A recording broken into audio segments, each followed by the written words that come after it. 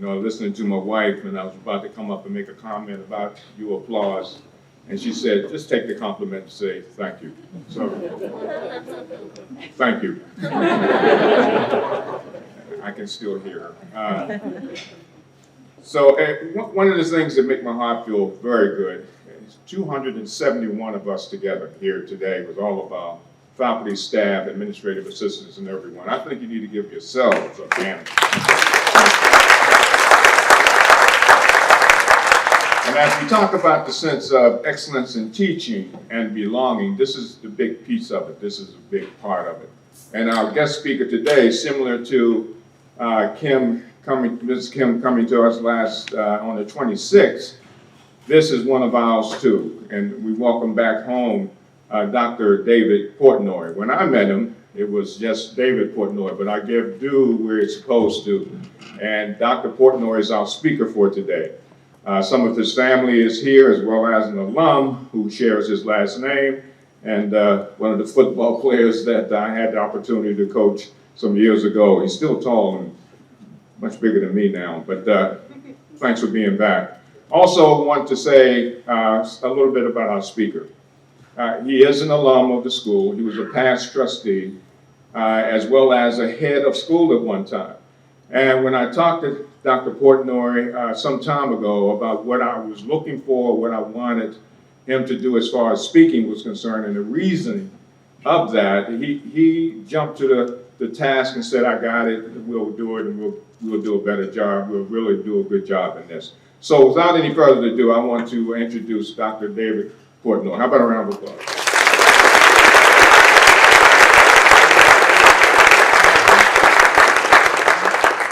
Thank you, Coach.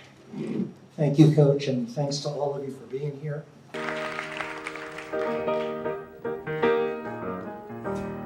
Oh, beautiful, for heroes proved in liberating strife.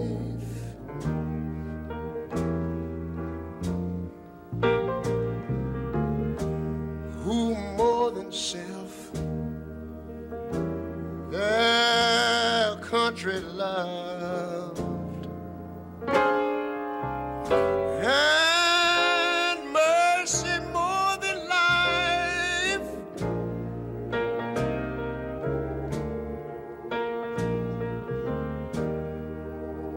America, America.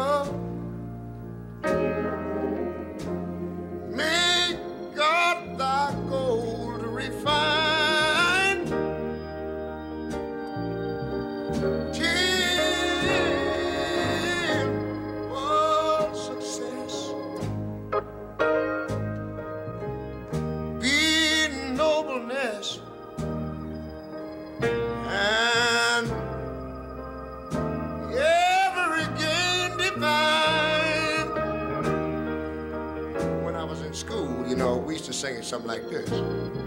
Oh, beautiful, for spacious skies, for amber waves of grain,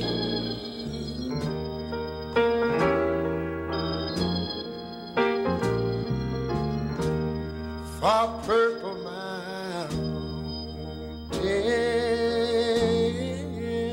majesties, above the fruited plain. Look here, I'm talking about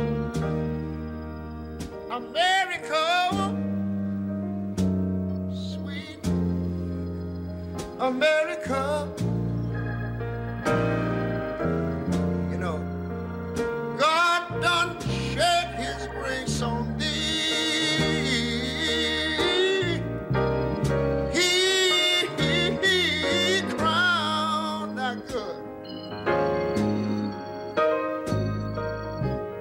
Sacred brotherhood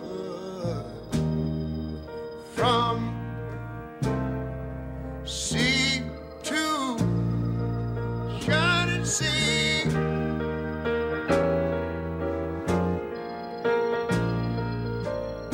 America,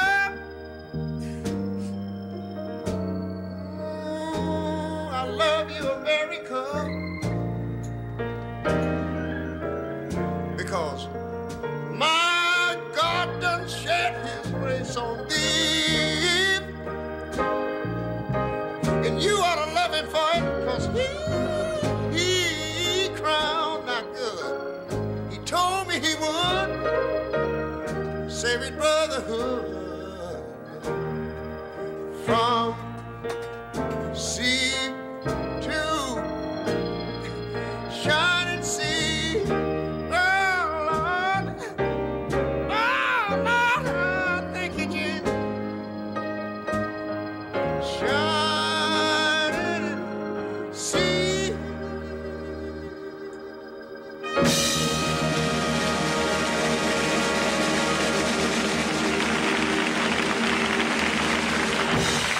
All right. Amen. Good morning. A wise bus driver leading field trip years ago shared his wisdom with me that any day spent above ground is a good day. To which I would add, any day spent with Ray Charles is a great day. America the Beautiful is inspirational, and it is aspirational. And some of us may be asking how he can so loudly proclaim in 1972 as a guest on the Dick Cavett Show how much he loves America, given what America looked like then, and for some of us what America looks like now. Well, we'll talk more about that in a minute, and I've been to more professional development days than I can count. We've got about 45 minutes together, so let's jump right in. Johnny, Pete, and Joe have asked me to make today's presentation, number one, practical. So you can take it back to your classroom, playing field, whatever your position. And I want to say at the outset, I know not everyone here is in the classroom, but the administrative and support folks that are in the room are the folks with whom we could not do our jobs. So a little round of applause for them.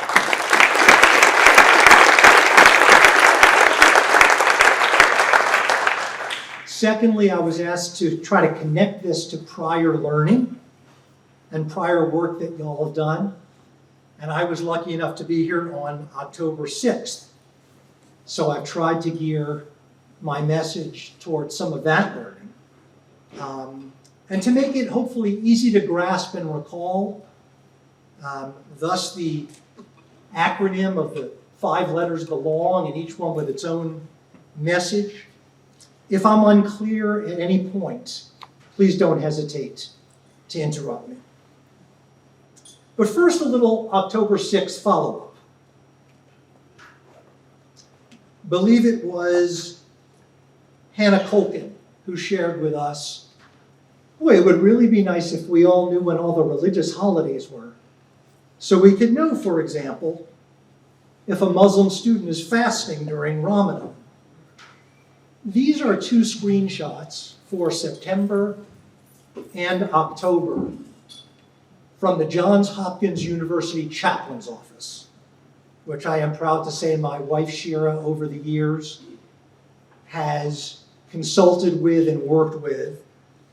And every person on that campus knows when a holiday is coming up. I apologize for not including November, but I do know that today, according to this calendar, is All Saints' Day. Tomorrow is All Souls' Day. It's also the beginning of Native American History Month. And it's just an idea that I thought was great coming from Hannah. We also talked a bit about music, hopefully lending insight to various cultures. Cheryl and Kaba shared that thought with us. and we'll do a little bit more of that as well today.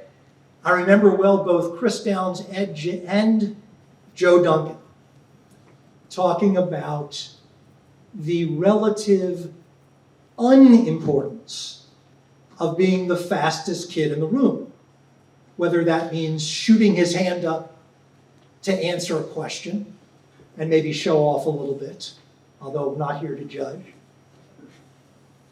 And Joe waiting for that last runner to come in.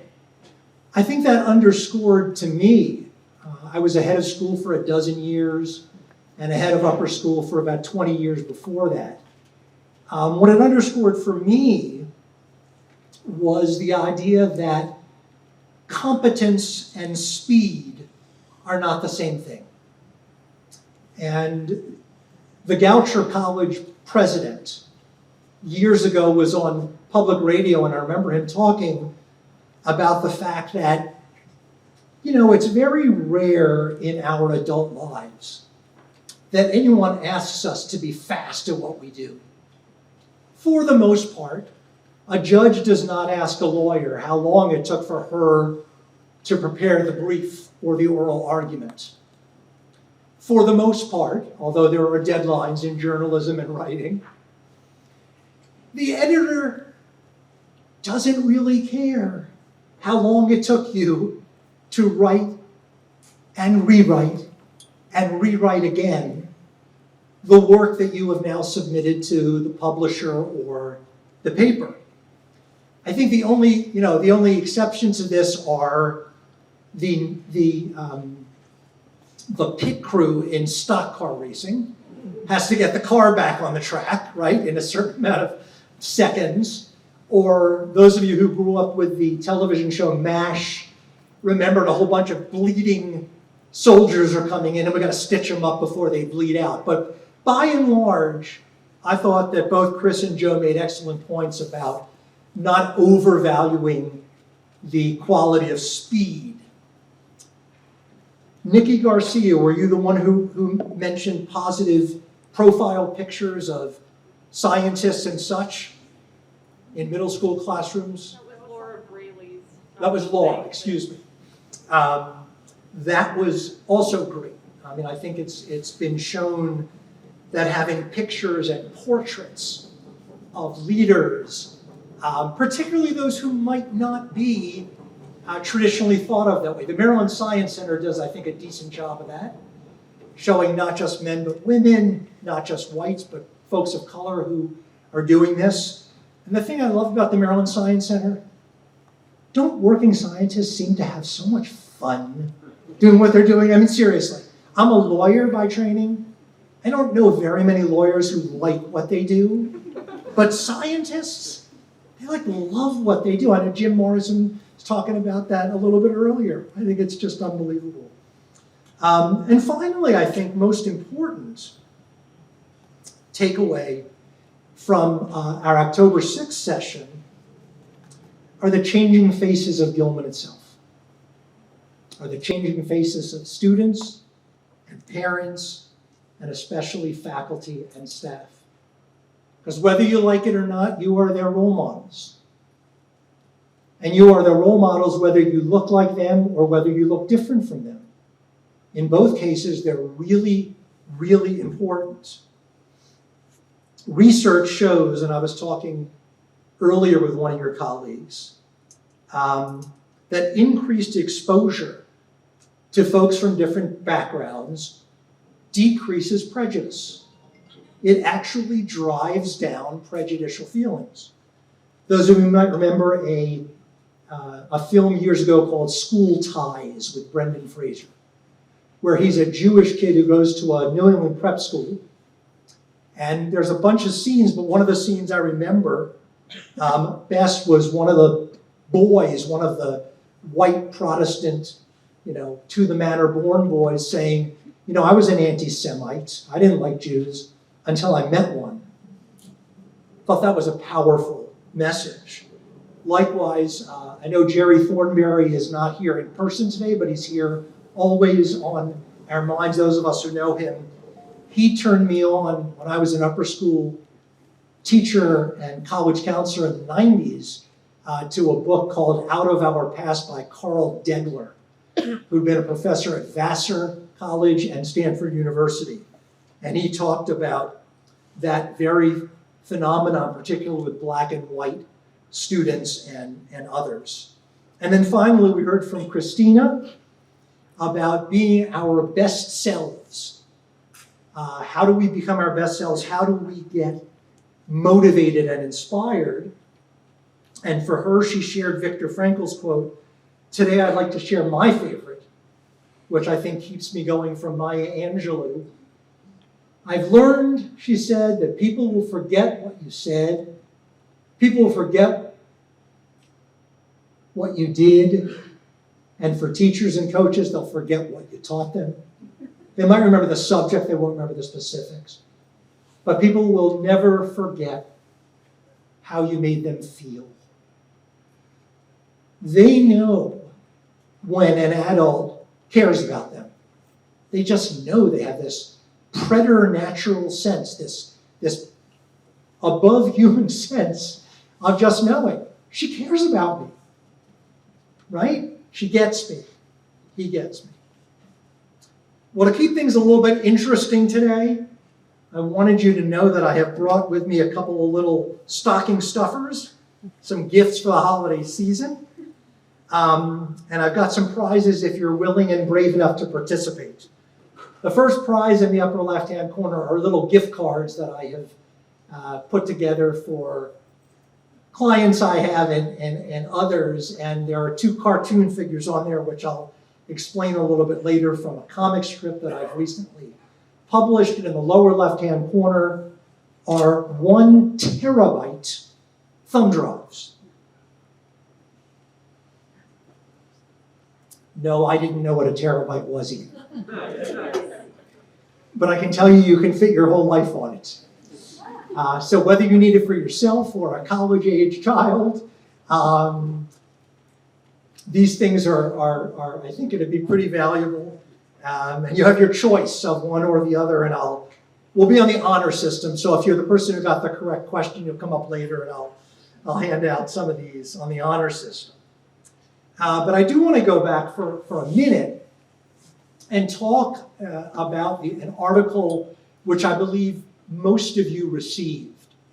It was from the Atlantic magazine, written by a second generation, in this case a first generation born Indian American, who lived in a neighborhood outside of Houston where we live called Piney Point. And I think you can tell just from these photos, Piney Point is a high-income area. And in the article, Venugopal talks about the father's Mercedes and the mother's tennis and the country clubs and so forth. But I think once a teacher, always a teacher.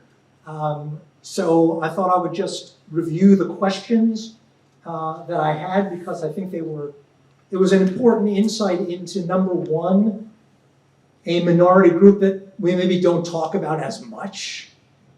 We spend a lot of time talking about black and white, but we don't really talk about other minorities maybe as widely. So question one, what did the authors, in his memory, what did they sort of take for granted or simply accept as reasons for the Mercedes and the country club? Does anyone remember? Yes. They worked hard, and they were education-oriented and like work ethic-oriented. Perfect. That was great. Exactly. They thought, and the myth that they had, the simple answer was it was a result of, quote, immigrant pluck, which is a phrase some of us may have heard, and having, dare I say it, the right values, right? So when I meet that Korean dry cleaner whose daughter is at Bryn Mawr and whose son is at Harvard, those are good immigrants, right? That's it reminds me when I was a college counselor here with Jeff Christ and Kerry Woodward and some of the Brooke Rogers and some of the old guys who used to talk about going by a car, and the car had stickers on it. So it had a Gilman sticker, and it had a Vanderbilt sticker, and it had a Loyola sticker on it. So we used to jokingly refer to it as a well-educated car. But it's, it's part of the culture that we live in. Moving on, what two questions or what two things seem to have been forgotten or not known by the children about their history in terms of being this quote-unquote model minority? Anyone remember what two things were out there? Yes, right here. Before they were the model minority, they were the problem minority. Exactly. Before they were a model minority, they were a problem minority. They were not wanted staffing our hospitals. Their skin was too dark. Their food was too weird and smelly, right? Some of the things that you hear. Do you want me to switch out my mic? No. Okay. And remember the second thing that they might have conveniently forgotten. It's sort of as a preview to the rest of the article. Anyone else want to take a stab at that? You don't need to? Yeah. Thank you. It was that they were, It's not on. both, sorry. How's that? Good. That certain non-white minorities were favored over other non-white minorities. Exactly. The system was changing. For various reasons, the system was changing, and all of a sudden, for whatever, and there are lots of reasons that are sort of given that the United States doesn't want to be seen as a racist country, particularly anti-Asian, with needing World War II and Cold War allies like China. They needed people to staff the hospitals and the engineering firms in the arms race and so forth and so on. And one of the sort of the great quotes from the article is, mostly we, this Indian American insulated community, we were good at being Americans. We were good at being capitalists. We were good at being students and getting A's and going to college and studying hard and so forth. And so I'm kind of getting a little bit ahead of myself. But let me jump to number 4 for a minute. You guys both win for yours. 1965 is when the Immigration Act really changes. 1924 was when it completely shut down. What happens in 1965? What are some of the changes to the immigration law? Starting in 1965. I even gave you the pages. I'm so used to doing Jerry Thornberry reading guides. Yes? I don't remember, is that the year when the immigration law changed? Correct. So do you remember what changes might have sort of paved the way? There was something about less Western European immigrants. Correct. They removed the advantage, right? They removed the bonus of being from Western Europe. Good. Anything else? Yes? Weren't there a variety of recently independent countries? Yes, absolutely. So as a result, the United States didn't want to be seen on the wrong side of history. Are there any men in the room who did the reading? It's just a general question. I taught here. And I guess luckily for 11th grade US history, I had Bryn Martians and Roland Barkers in my class. I'm just kidding, y'all. I really am. And then finally, I think it's worth sort of repeating that professional skills, particularly in STEM, science, technology, engineering, and math, were economically needed. This was not a moral decision. This was an economic decision.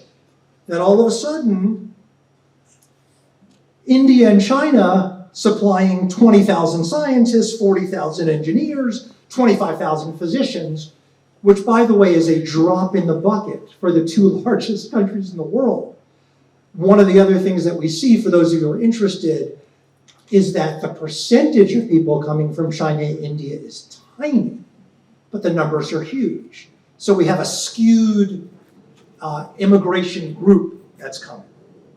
In any case, I think it's important to note that even with a so-called model minority or positive minority, we encounter stereotypes which can lead to prejudice. And in fact, the same day we were here, October 6, 2021, Senator Charles Grassley from Iowa, whose daughter-in-law is Korean American, praised a judicial candidate on the floor of the Senate and praised you people and your work ethic.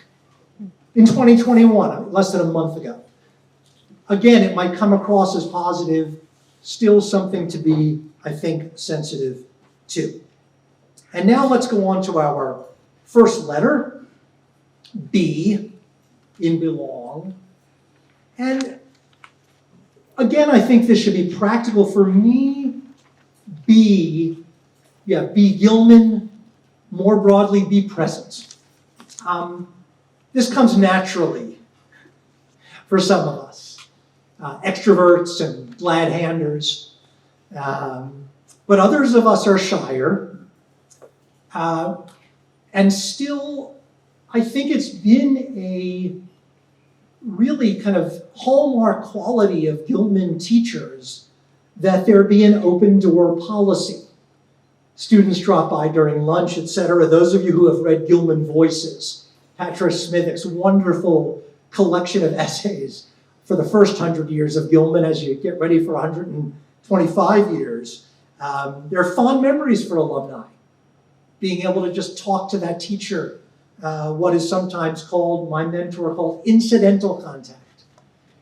Sometimes you'd walk in on Mr. Merrick and he'd be sleeping, so you'd tiptoe out. That's one of the stories that they tell. And sometimes you'd walk in to a teacher who you thought didn't even know who you were, and he or she would just reach out and validate who you were. This means a lot to students and a lot to their parents. And I wrote down there sort of some ideas, but I also want to give you some practical advice. Eagle Scout ceremonies are short. It's very good. So if someone invites you to a 3 o'clock on a Sunday, yeah, maybe not the first one. If someone invites you to a bar mitzvah at an Orthodox or conservative congregation, it's long. It is long. And for those of you who teach middle school and have gotten these invitations, God bless you for going. You do not need to feel compelled to go, but it is kind of hard to just drop by because there's often a lot going on. Art installations can be pretty quick. You go and find your student. This is awesome, what you built. And I have to tell you, the arts at Gilman have changed so much, even in the past 10 years. It's unbelievable. Games vary. You know, you can go for 10 minutes of a basketball game and see a lot going on.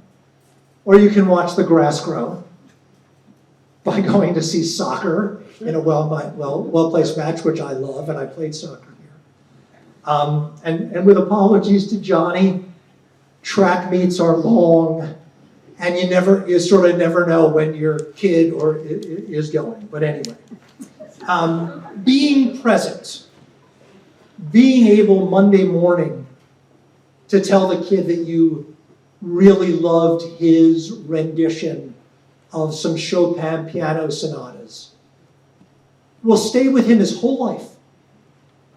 That you thought it was important enough. Now, if you also have a kid in it, it's great, you're going anyway, but it really means a lot.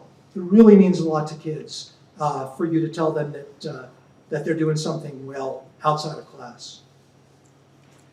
The E in belong, to me, means empathy, in short, being able to connect. Being able to connect with students. In the younger grades, you often hear my teacher doesn't like me. And that's usually code for my teacher doesn't get me, or I'm just sort of not connecting with him or her. In later grades, you might get my teacher doesn't appreciate my work, or God forbid, my sense of humor, which can sometimes be hard to get and is sometimes not there to begin with, but that's not the point. The point is students love it when teachers connect with them. I have a little philosophy that I've sort of developed over the years, and please don't test my science. I was very much a humanities person, history and English in college, econ, poli-sci, so my science chops are very limited. But I often think of a faculty and a staff as kind of a field of lightning rods, and different lightning is going to strike different rods. So every teacher doesn't have to appeal to every student, but every student has to at least feel that he connects to at least one adult in the community. Now, Dr. Moe and others have to be that person when we don't connect with them often. And I have a child who Dr. Moe was and is his guy forever. Forever. And so I think it's important for us all to show a certain amount of compassion, but we're not all going to connect with every kid. And you may think to yourself sometimes, I don't know what this person here is doing teaching here, because I teach here, and this person is nothing like me. She or he is another lightning rod. He or she isn't like you. And that's why Henry hired them, because you need certain types of teachers to appeal to certain types of kids. I was talking to someone I've known a long time about a student who had given him props during graduation speech. And his first response was simply to be very, very modest. And I said, it doesn't matter that you don't reach 100 kids every year, but we need every kid to be reached by every person, or by at least one person, rather. So I have these memories of being a head of school, which I'll share with you very, very briefly. In 2015, the greatest boy band broke up. What's the name of the band? One Direction. You come up for a prize. Seriously, you didn't even have time to research it. Who was the lead singer who was pulling away? Zayn now? What was Zayn's role? Well, he wasn't like Harry Styles.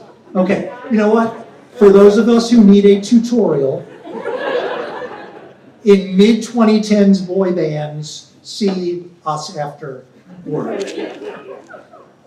So this news hit Dallas, Texas, sometime mid-morning in 2015. And I became aware of it. And I got to tell you, I'm a very patient person. I think those of you who know me, I'm a very positive person.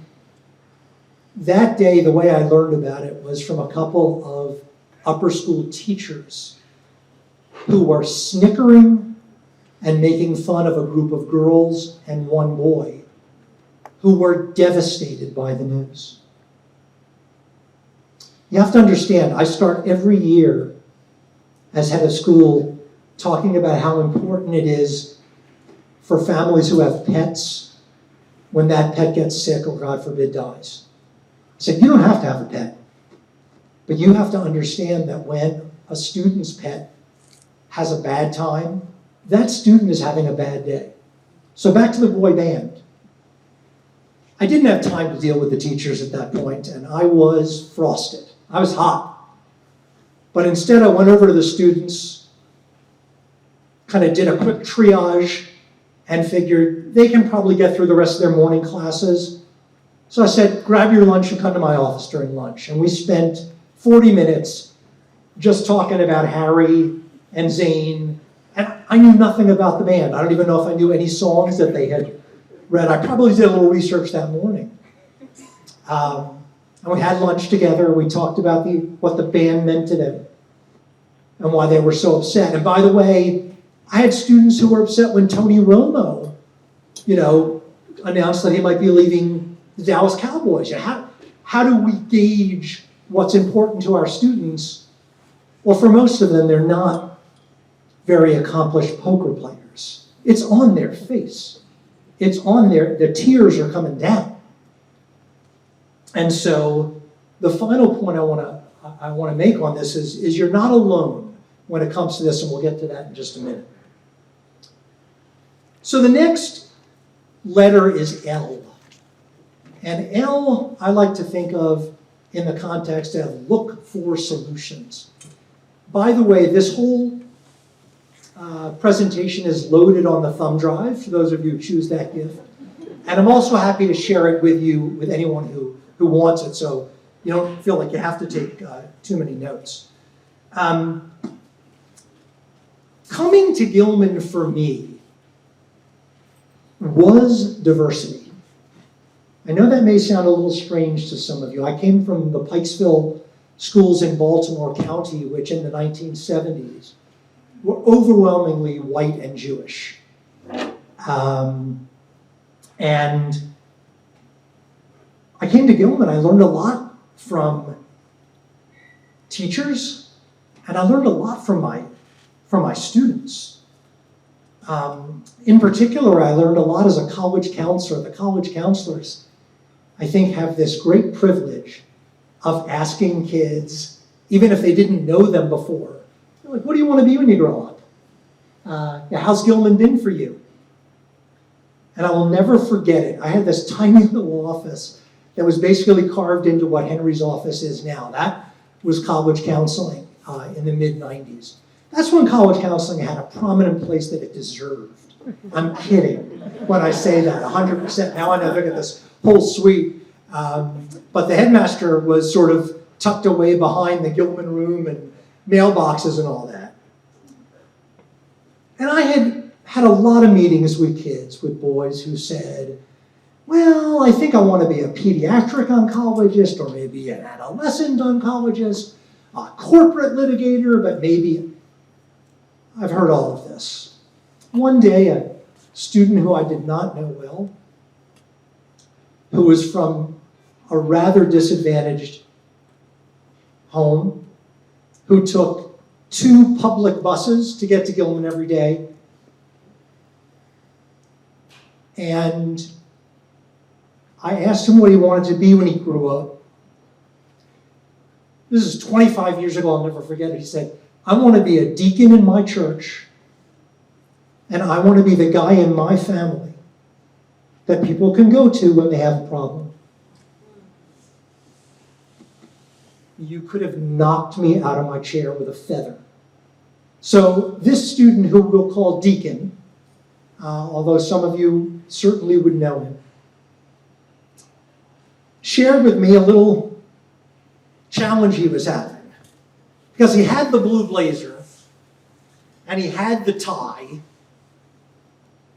and yet every day, basically, he didn't feel comfortable wearing the blazer and tie all the way to Roland Avenue. And so he would just stuff it into his backpack, and it would come out looking like it had just been stuffed into a backpack. So I said to him, believe it or not, my father, who's with us this morning, actually taught me a trick with your blazer. You take one shoulder and you fold it into the other shoulder, so that you basically have a sort of a solid base to work with, and then you just roll it. Same thing with a tie. You roll it. And he was so happy, and I was so happy, because I had given him a practical solution to life that I had the privilege of knowing, and he didn't. I would say this practical solution extends to things like if a student asks you after lunch if they can eat in your classroom. I'm not suggesting in a chemistry lab that they expose their ham sandwich to toxic chemicals or anything like that, but if it isn't too disruptive to you, I would say don't worry too much about setting a precedent or the slippery slope. If a kid, for whatever reason, is a slow eater or he had something to do during lunch, that's a practical solution. One of my favorite solutions, which was also reminded to me when I was here in October, was the fact that not only adults come up with practical solutions, but kids do as well. And isn't that great when a student helps another student? I've had students who've come to school, and you have too, with clothing they haven't changed in a day or maybe more. Maybe they're not living at home. Maybe they're scared for whatever reason, or maybe the wash just hasn't been done. Mom and dad have multiple jobs, etc.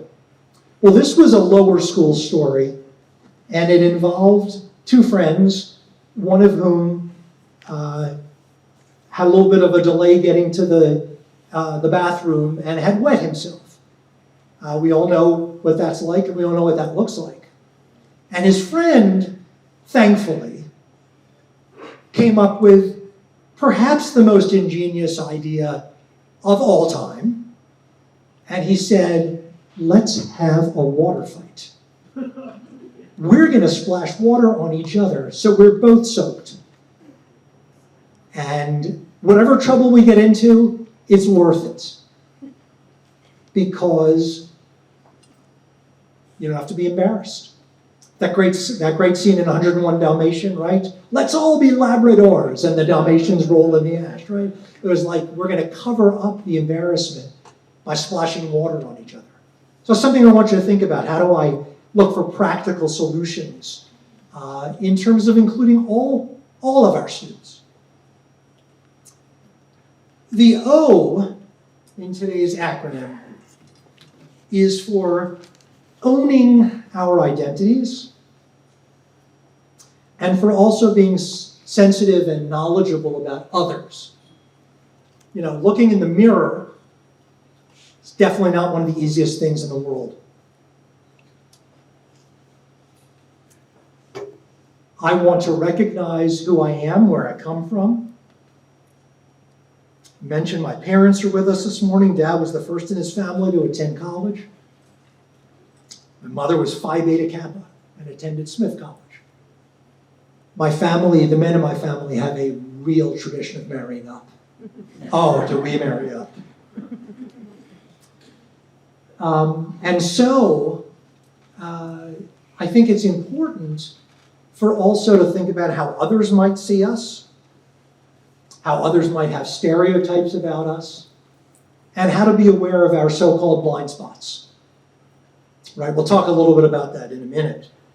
So, in the full spirit of sharing, right, I am I'm 60 years old, graduated from Gilman, was on the Gilman faculty, served on the Gilman board, was a Gilman parent, but most important, am now a grandfather. So if you need to say anything about these kids, remember their grandmother's here and their great-grandparents are here. But, who am I? You know, these are just some of the stuff on the surface. I am also, right?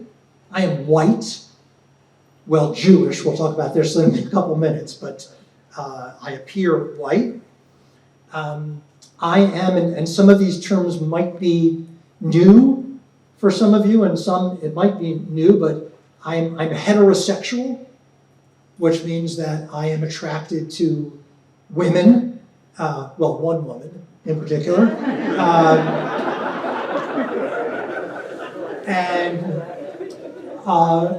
a term that is even newer, but is really, I think starting to become more, is definitely becoming more widespread, certainly in schools and universities, but also in the corporate workspace as well, is I am cisgender, CIS, cisgender, which means that I identify with the biology, with the male sex parts that I was born with, and I identify as male.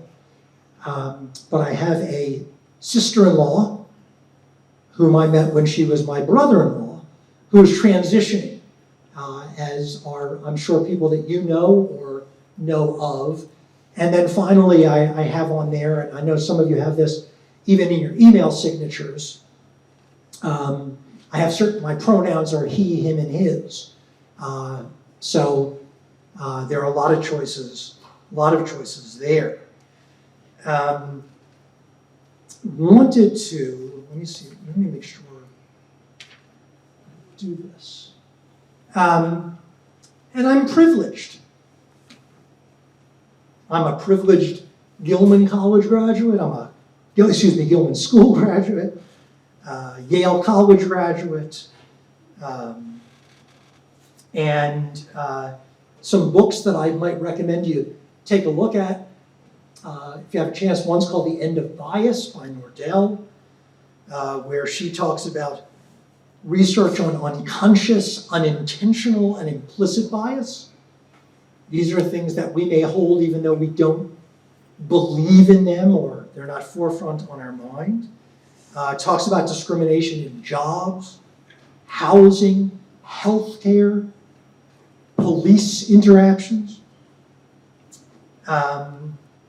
And then the other book by Jackson, the title is a little bit misleading. It's more about staying away from negative news, but the title sends a good message, which is, you are what you read. What are your media influences? What's my media diet? So I had a chance to spend some time with my nephews last week, who are both in their 20s. Uncle David, they said, we get all our news from Twitter. All your news? All our news. Okay. These are college-educated, smart kids. We also know, by the way, that our media diet, in addition to impacting our identity, affects things like test scores. And our younger son, Maury, who graduated in 2009, and I'm going to say was a little bit of a sleeper cell student. He didn't quite push the pedal to the metal. When he was here, he was more interested, I can say, in making friends and making people laugh. Not the worst goals in life, but he's become quite an academician and scholar in his own case, and he has now a PhD in computational linguistics from the University of Southern California, and his dissertation work was on how individuals' vocabulary impacts their intelligence scores. So if you read The Atlantic and The New Yorker, where the second vowel in reemployment has an umlaut over it, you're a snob. No, but you have a different media diet than someone who is reading or listening to other stuff.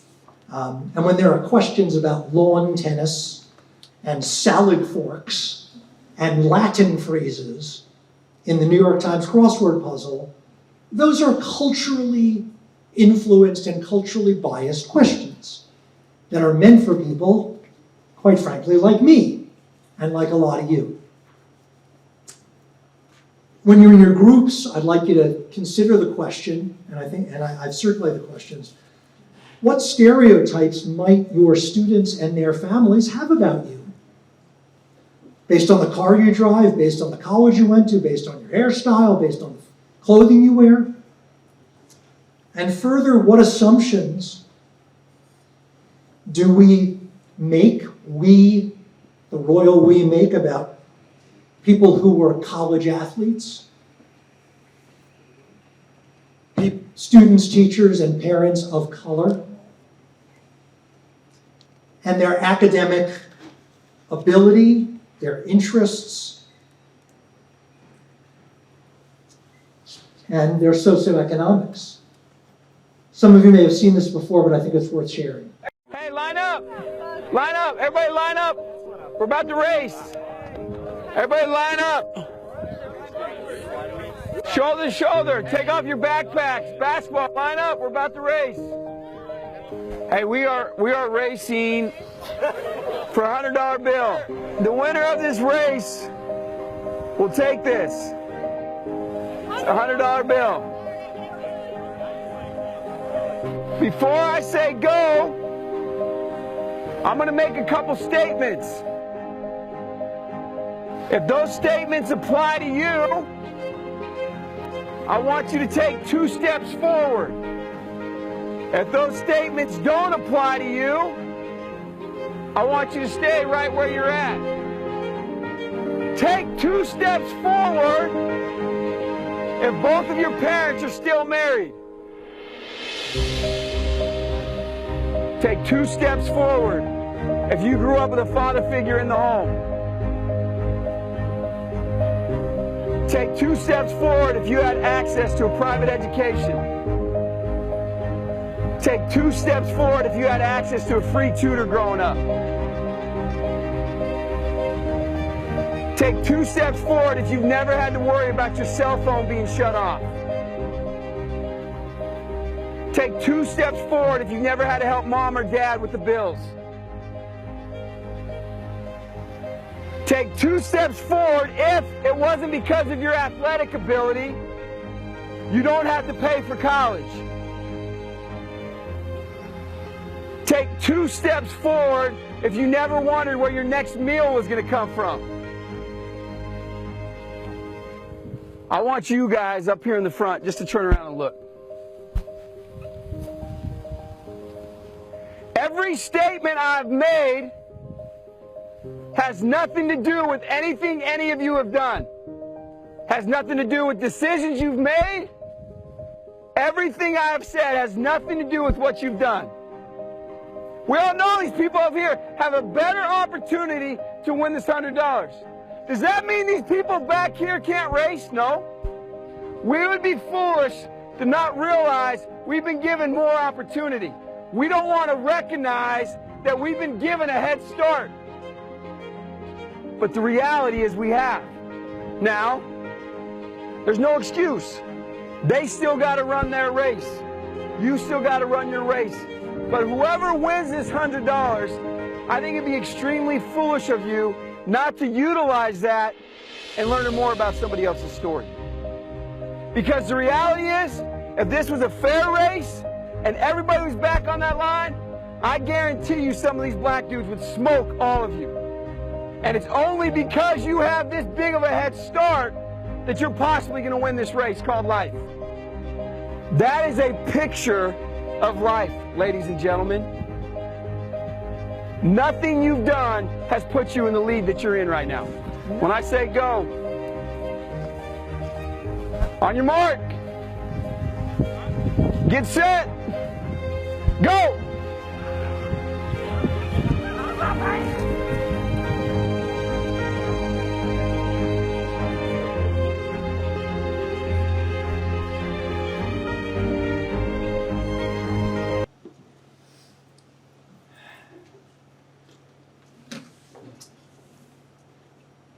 I think it speaks for itself.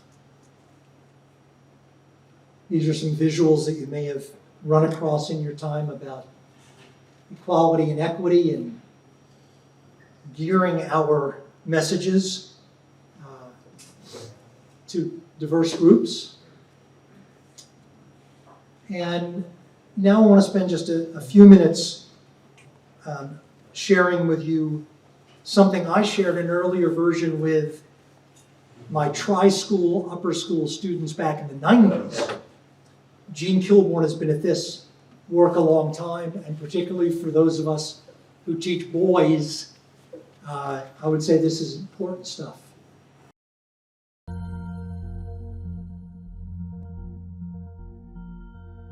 Sometimes people say to me, "You've been talking about this for 40 years. Have things gotten any better?"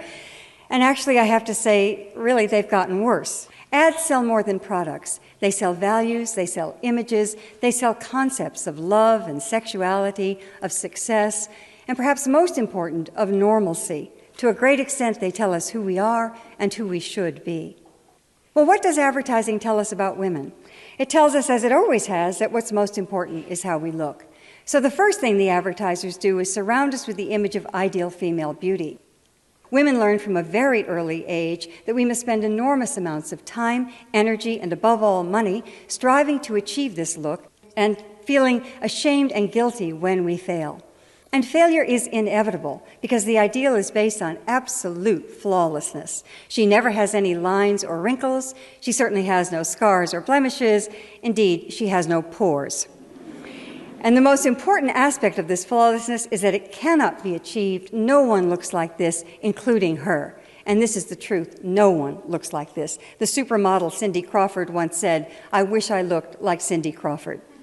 She doesn't. She couldn't, because this is a look that's been created for years through airbrushing and cosmetics, but these days it's done through the magic of computer retouching. Keira Knightley is given a bigger bust. Jessica Alba is made smaller. Kelly Clarkson, well, this isn't interesting. It says slim down your way, but she in fact slimmed down the Photoshop way. You almost never see a photograph of a woman considered beautiful that hasn't been photoshopped. We all grow up in a culture in which women's bodies are constantly turned into things, into objects. Here she's become the bottle of Michelob. In this ad, she becomes part of a video game. And this is everywhere, in all kinds of advertising. Women's bodies turned into things, into objects. Now, of course, this affects female self-esteem. It also does something even more insidious. It creates a climate in which there's widespread violence against women. I'm not at all saying that an ad like this directly causes violence. It's not that simple. But turning a human being into a thing is almost always the first step toward justifying violence against that person.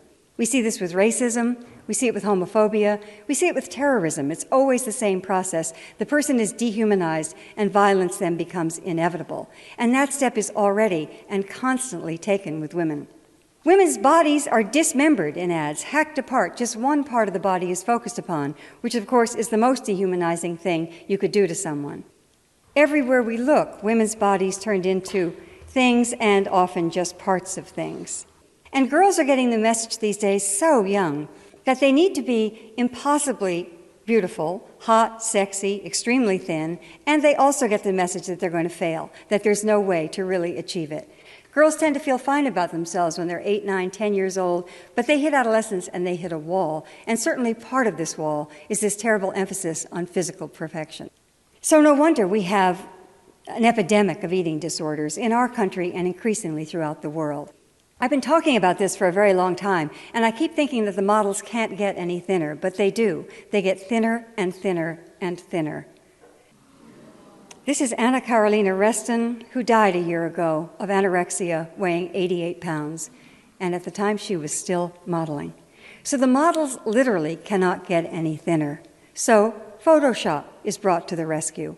There are exceptions, however. Kate Winslet has been outspoken about her refusal to allow Hollywood to dictate her weight.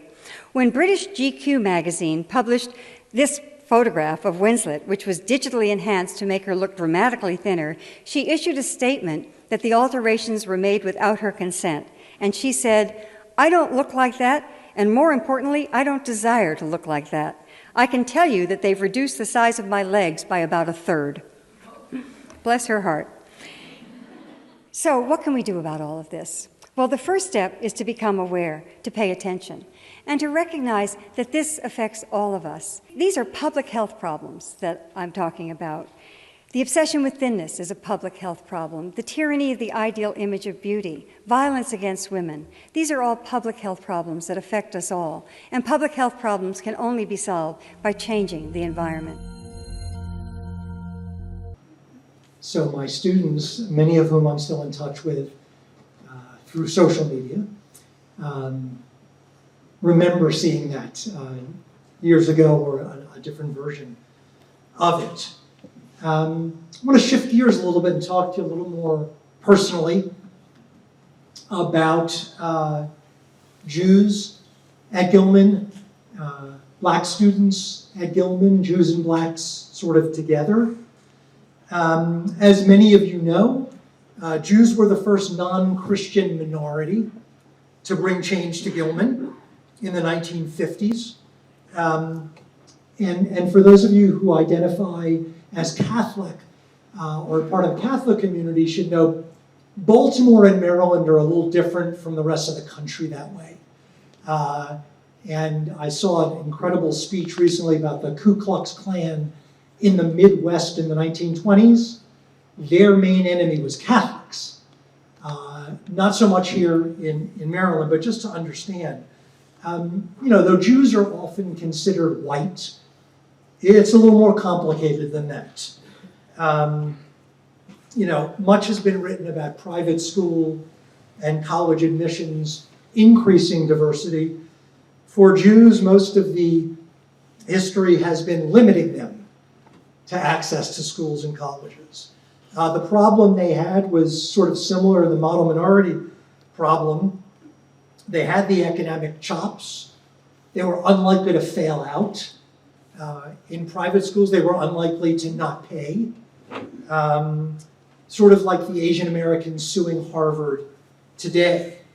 I think like every sensitive topic, this is something they want to do in groups, use your own sort of discretion as to what age you feel it's appropriate to introduce students to prejudice and discrimination and hate.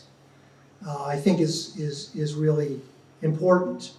So this is the great class of '79, actually right out here on the patio, just a couple of years ago.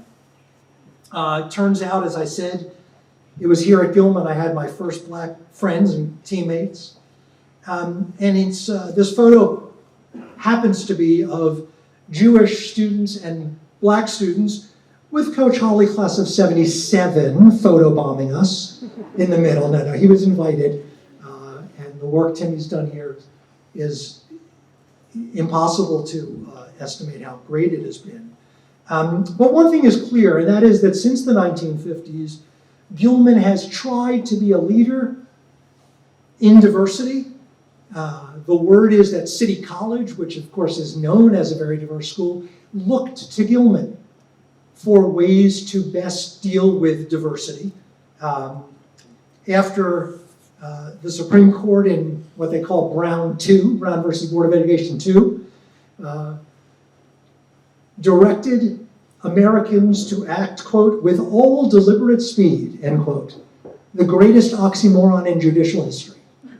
And so while the public schools in Baltimore took a while to diversify, Gilman with Mr. Callard, Mr. Finney, and others really got right on it. And you could certainly argue that they were the perfect people to do it from the inside, because they were part of the group that was already here. I also, during my Gilman days, had the great privilege of learning from some of the best, including Mr. Vischio, who we remember today. The upper left-hand corner is the history department. That was my thing. It shows, among others, Nick Schloter Sr. of blessed memory, second from the left, who taught me what was then called US 29, US history since 29. When I got back to faculty in the 90s, it was US 45, and now I believe in the tri-school elected is US 1960, right? So history sort of just keeps moving as to what is modern. Next to Mr. Schloter is Mr. Martin Smith, who taught an elective in Black history, which I took. It was my first formal exposure to minority history. It was an incredible experience. Next to Mr. Smith, the shortest fellow there is Mr. Ian Jewett from Perth, Australia. I can still remember him saying feathers, and he would go on and talk about being an Australian. In the lower left-hand corner is Mr. Bill Green, who I understand was here on campus just this weekend for an Upward Bound reunion. It was a great honor to be chosen to be an Upward Bound tutor. Back in the day, we came in on Saturdays, but I want you to know that technically, though we were volunteers, we could and were fired. We could be fired and we were fired. If you didn't live up to Mr. Green's standards, you were summarily dismissed, and as a result, we all worked real hard. Some of you may remember Mrs. Josephine Goggins here on in charge of housekeeping and all that. Her son, Michael, who went on to become an Army officer, was my partner in Upward Bound, and so that means a lot to me. For Encounter, in the spring of '79, upper right-hand corner, you might recognize him as Mayor Schmoke, or President Schmoke, or Rhodes Scholar Schmoke. I had the great experience of being introduced and working close with Mr. Schmoke in a number of capacities. He was assistant U.S. attorney then. But probably the most, I guess, impactful story that he used to share was that when he was an undergraduate at Yale College, having graduated from City College in 1967, where he played against Johnny Foreman from Douglas High School, when the Black Panther trials and riots took place in New Haven, those of you familiar with civil rights, Kurt was the one undergraduate student chosen by the faculty to talk to them about how the students, black and white, were feeling. And that teed him up for some pretty big stuff. He was also the president of the Yale Board of Trustees, and is unbelievable. Lower right-hand corner, who is that handsome young fellow? My goodness. I had that picture already even before the Instagram announcement, just for the note. The coach of the decade was and is my bridge between my teaching time at Gilman in the 90s and my sons being here in the 2000s. And so I had a great dose of diversity. But as a Jewish American, I also wanted to share with you that if I had to share just a handful of images to communicate, what it meant to be Jewish in the mid-20th century in America, there were three images that kept coming back. On the far left, of course, is the gate in front of Auschwitz. Never again. They tried to kill us all, 6 million to the gas chambers, etc., etc. The middle photo is of Rabbi Abraham Joshua Heschel, sort of the most famous rabbi of that time, marching in Selma arm in arm with Martin Luther King Jr. I was taught and brought up, on the idea that Jews were on the right side of the civil rights movement. And if you look back at who the lawyers were in going back to Brown versus Board of Education and even before that, and who the activists were who were white, and who the donors were to the Southern Poverty Law Center and all that, it was always very much hammered home to us that we need to be in that fight. The third picture is the iconic vision of 3 soldiers at the Western Wall in Jerusalem in 1967 at the end of the Six-Day War. And I want to say just at the outset, we don't have enough time and we're not here to discuss Israel, but I will stick around later, and I'm happy to. It's complicated, right? Also grew up with these visuals, right? That were on country clubs and dance halls in the 1950s and 60s here in Baltimore.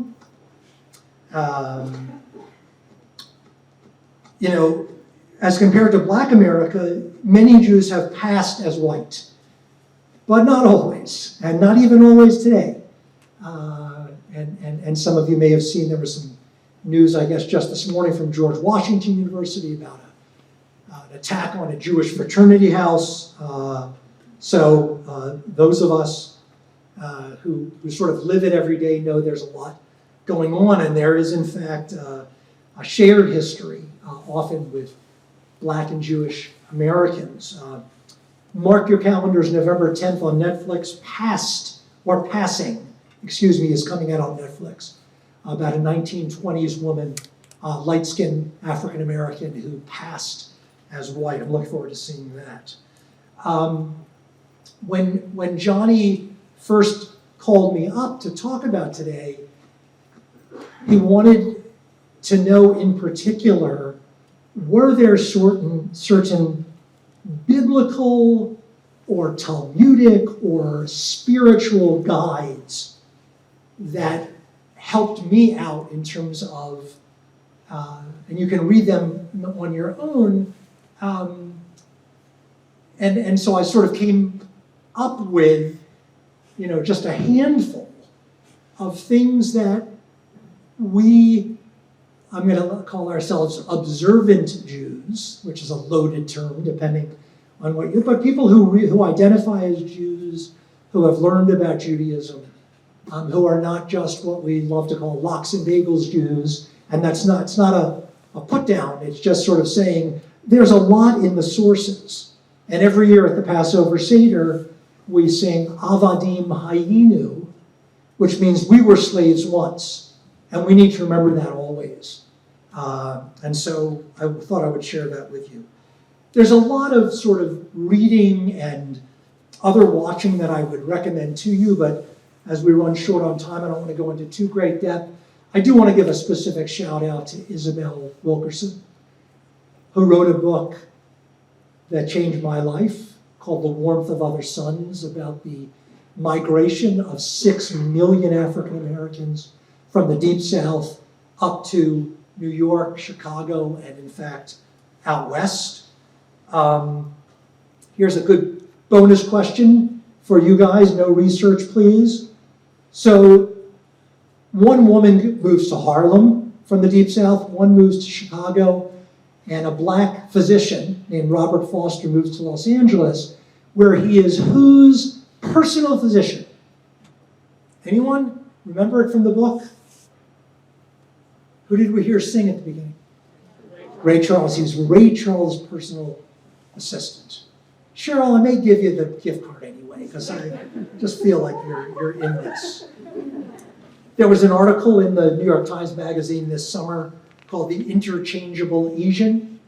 Reminds us a little bit of The Invisible Man by Ralph Ellison.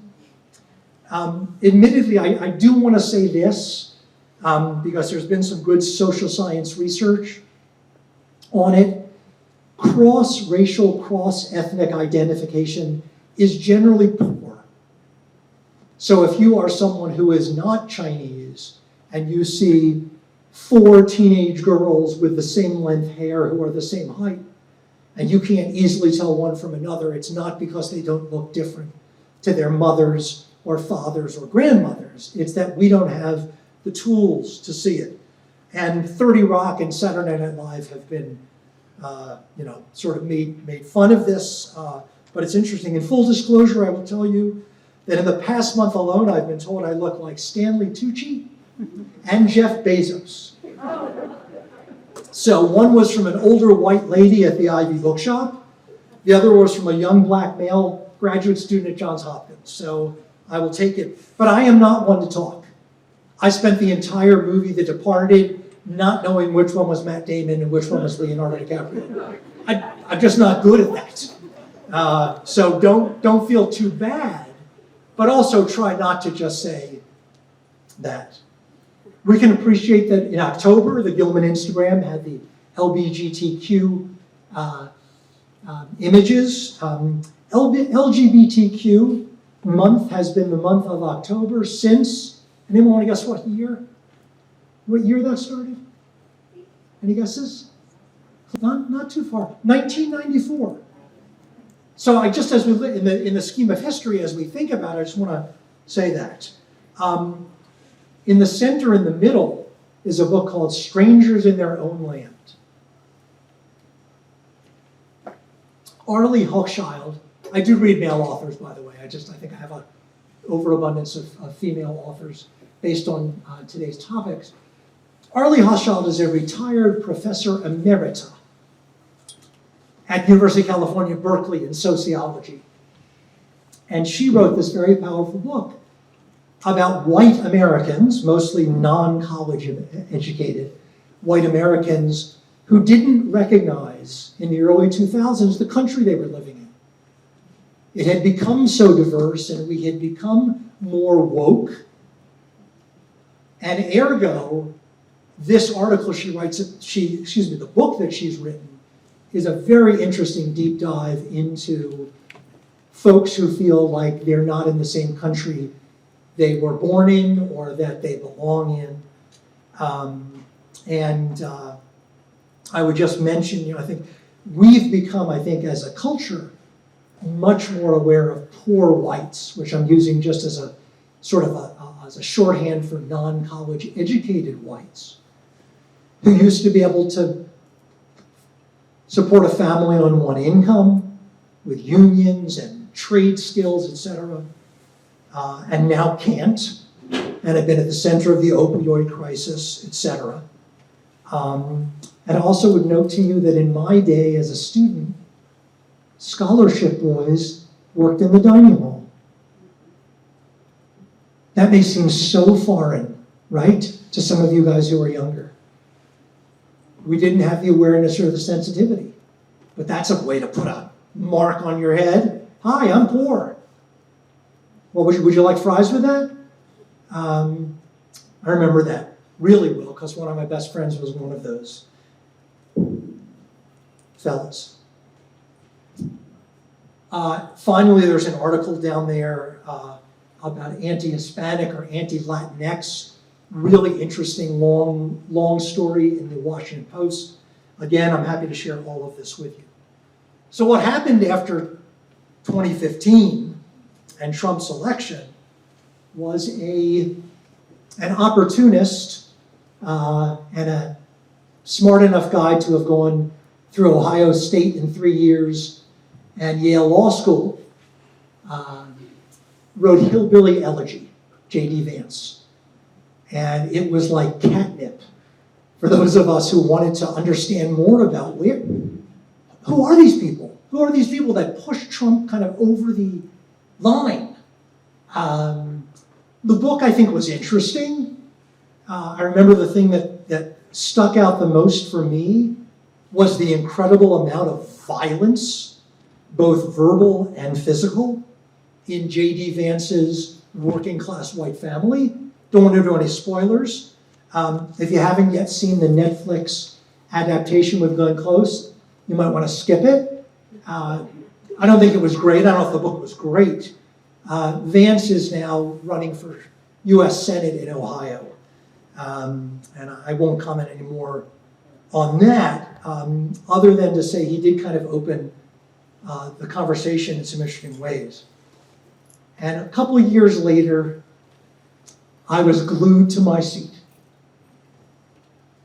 I couldn't believe how much I loved the history of country music in America, right? I viewed it as Ken Burns' love letter to rural America. I felt like he was also trying to grapple with what is this country we live in, what are the changes we've made. And so while he's appealing mostly to sort of white country folk, Ray Charles is singing I Can't Stop Loving You and You Are My Sunshine.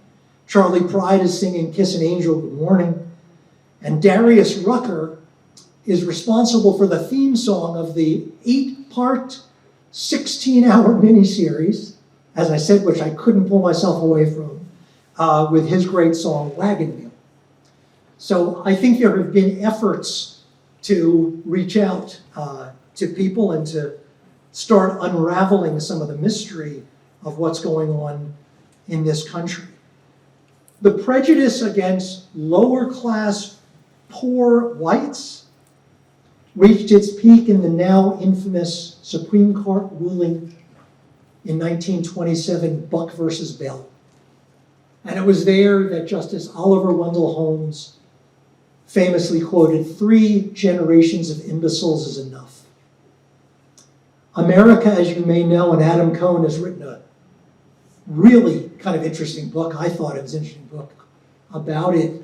The US was the leader in eugenics in the 1920s, not Germany.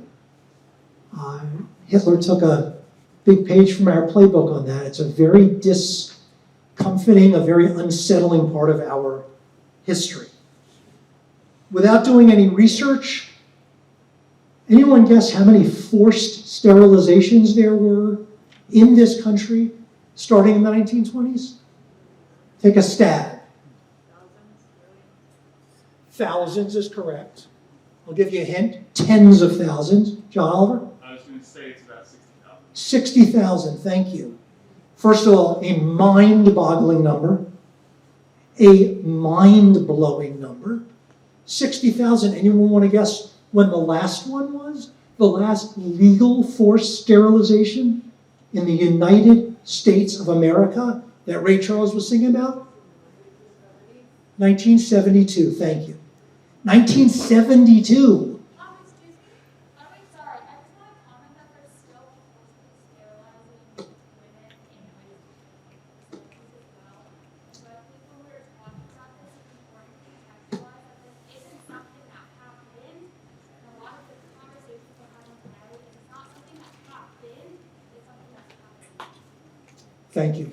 Thank you. That's important to recognize.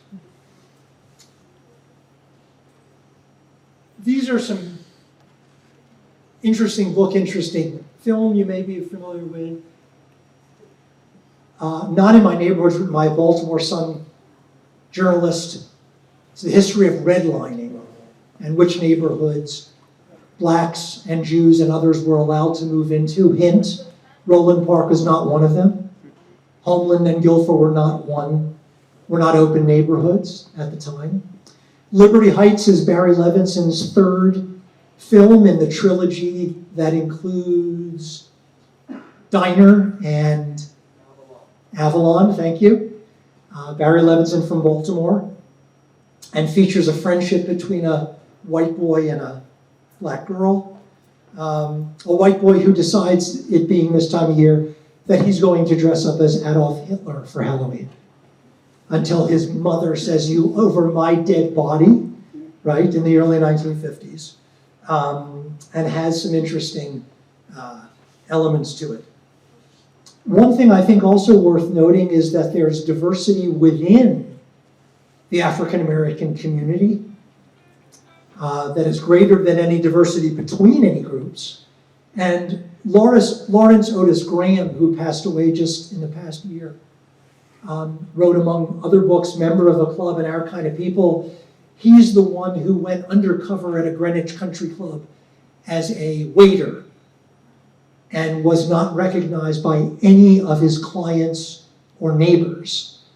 He's Princeton and Harvard Business School educated and was very much a part of the black upper class, the Jack and Jill Club, etc. In an article he wrote for the Princeton Alumni Weekly about 7 years ago, he talked about the rules, the quote-unquote the rules. Those are the rules that black parents tell their black children they need to follow when they go out in the world. And they need, among others, and I think I told you I've created a comic strip to show a little bit about this.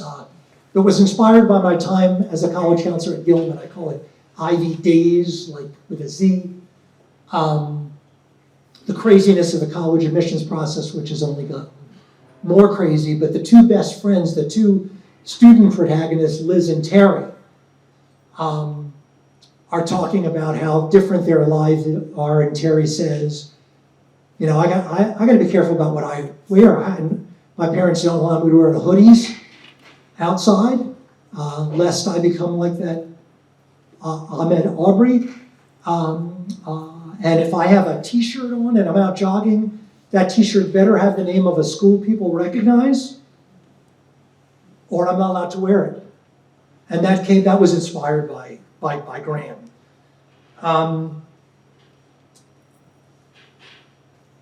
Back to music for just a minute.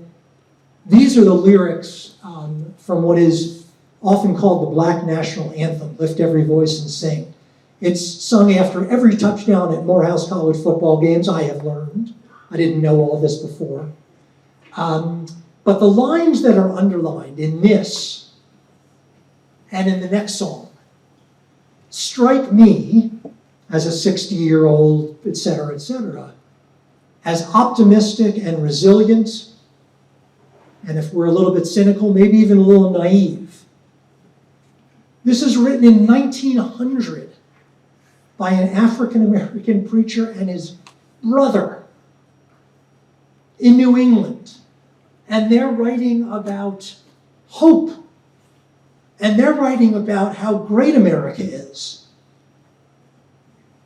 And just a couple of years prior, a white woman from Wellesley College, try saying that 12 times, who is a confirmed lesbian, writes the words to America the Beautiful. This is 20 years before the 19th Amendment. Women cannot vote in this country, and she's writing about alabaster cities gleaming. I think for those of us who have always been on the long end of the stick, we ought to take note of how optimistic and resilient we might be, given their backgrounds. Finally, I wanted to mention to you that I think I would be remiss, given the front page nature of social media these days, the Facebook hearings and Instagram and so forth. Social media is how our families communicate, kids and parents both. On the right, I have the icon of Black at the Tri-Schools. Someone tell me within 250 followers, how many followers there are on Black at the Tri-Schools, at least as of end of business Friday. How many followers? First of all, raise your hand if you're a follower in here. Well, that's already a lot. How many? Not quite, although I think it'll get there. A little bit less. 4,000 people. That means that when an alumna from Bryn Mawr, and I use them because they've been quite vocal, posts something about an experience she has had, 4,000 people are able to do this. I once remember reading about Facebook. Someone said I joined Facebook so I wouldn't have to call 275 people every night to say goodnight, right? So it's a way of leveraging. In particular, the one on the left is a little bit of a joke, but what are our basic human needs? What is Maslow's hierarchy? Includes Wi-Fi. But if you look at the vision on the image on the right, it's something I shared with my staff every year. So the big issue with social media winds up being curation, right? The fact that most people present an idealized vision of themselves to post on social media. I'll never forget, reading about a woman who posted this beautiful picture from her honeymoon, and everyone said, beautiful, gorgeous. She said, that was the only time we were smiling the whole honeymoon, right? I mean, that's an extreme example. But the fact is that that's how people communicate and get confused. So I see Margie or Matt's social media showing a very good hair day, which was from several weeks earlier when they had a professional blowout for however much that costs. And then finally, I want to go to the N in belong. So we've done be present, empathize, look for solutions, own your own and others' identities. And this may be the most practical one of all. As a former head of school, I cannot urge you enough to reach out to each other, to your friends, to your administrators. First of all, no job is perfect. No school is perfect. And for some of you, the change of pace with CIE is too slow. And for others, it's too fast.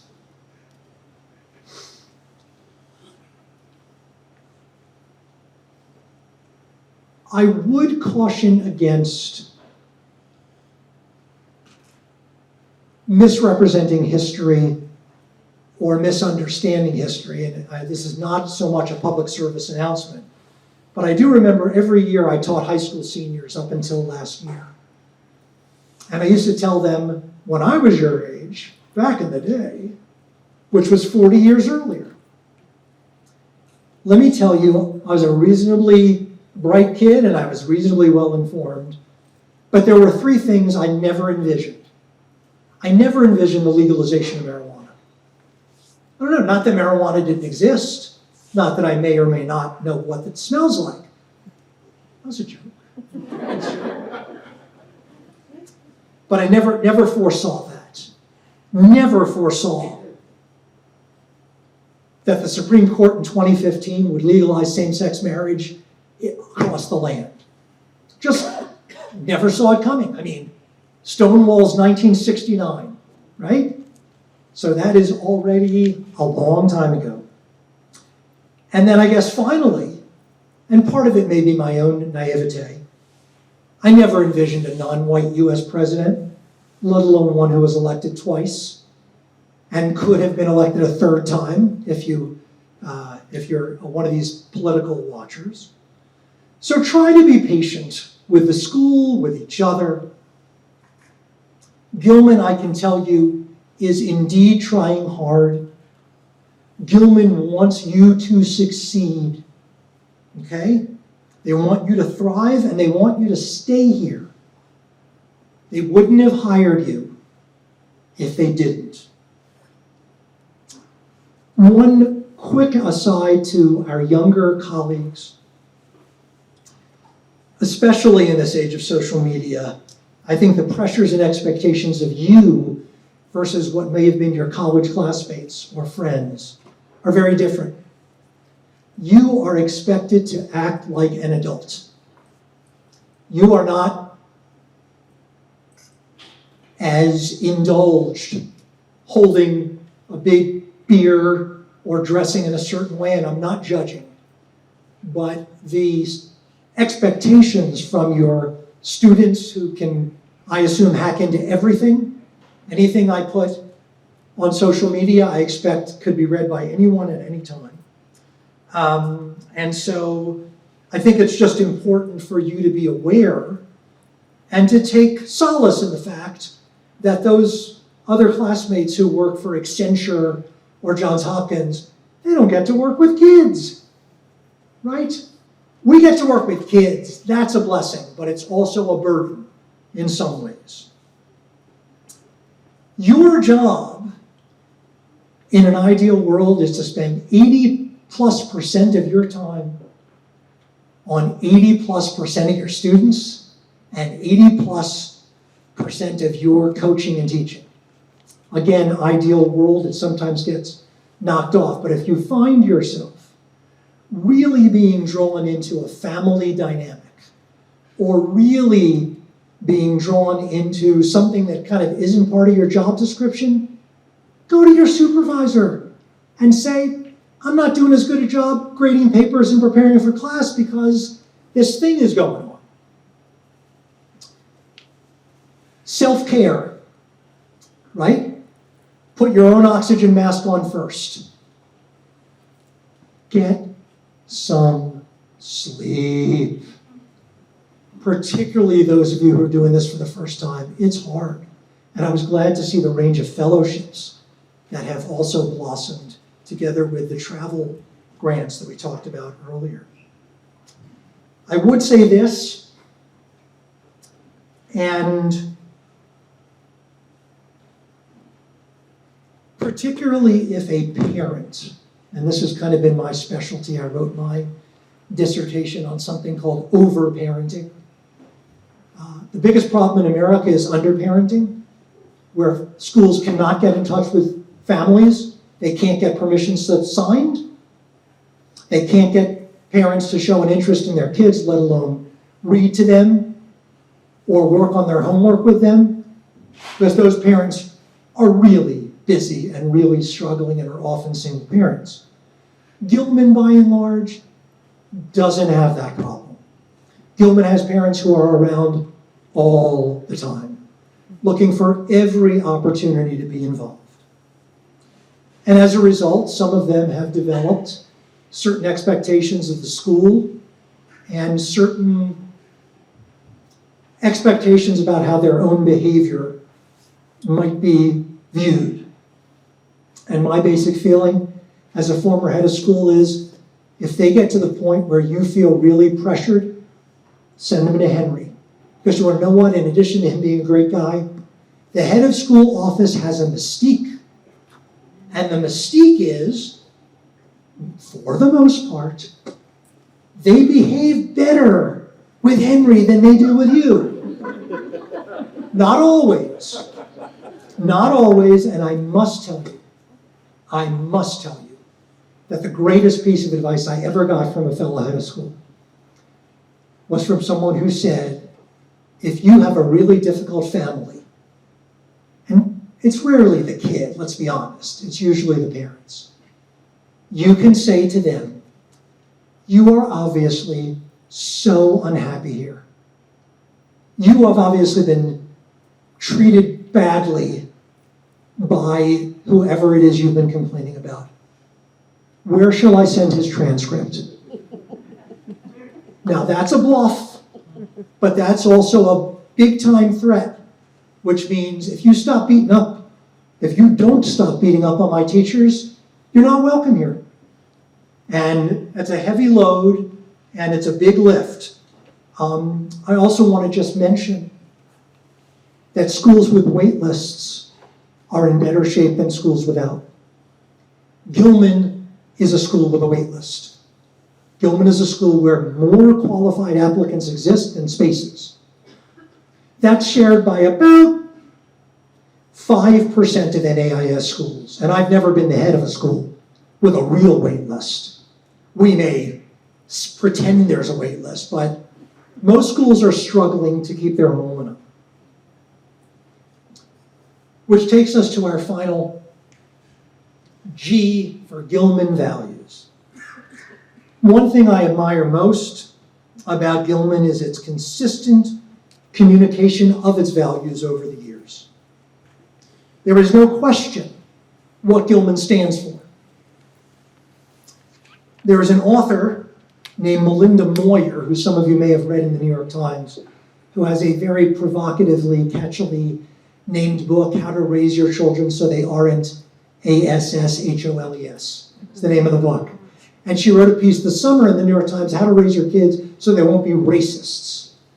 And she talks about the importance of exposing kids to each other, diverse kids, but she also talks about the role of the school in being very clear about who they are.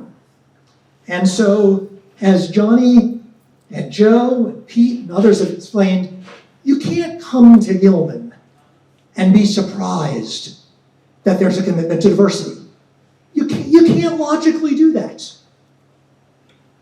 And so, what I would say to you, really in closing before you head off to your groups and your houses, is keep up the good work. It is a struggle, but there are a lot of people who are on the right side of this, and there's a lot of work to be done.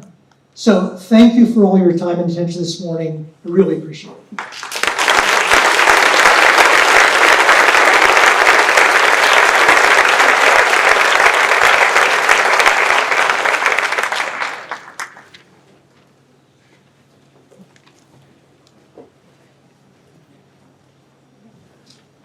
Wow, Dr. Portnoy, thank you so much for being here. Your gift of time and of experience and wisdom, the fact that you came in October and spent time with us and this morning really shows your commitment to Gilman and this work. For me, it's definitely a reminder of the importance of our faculty, staff, and our students at Gilman, and really all the work that we have to do individually on our own and collectively to make everyone feel that sense of belonging at school. So thank you for that. One more round of applause, please, for Dr. Portnoy.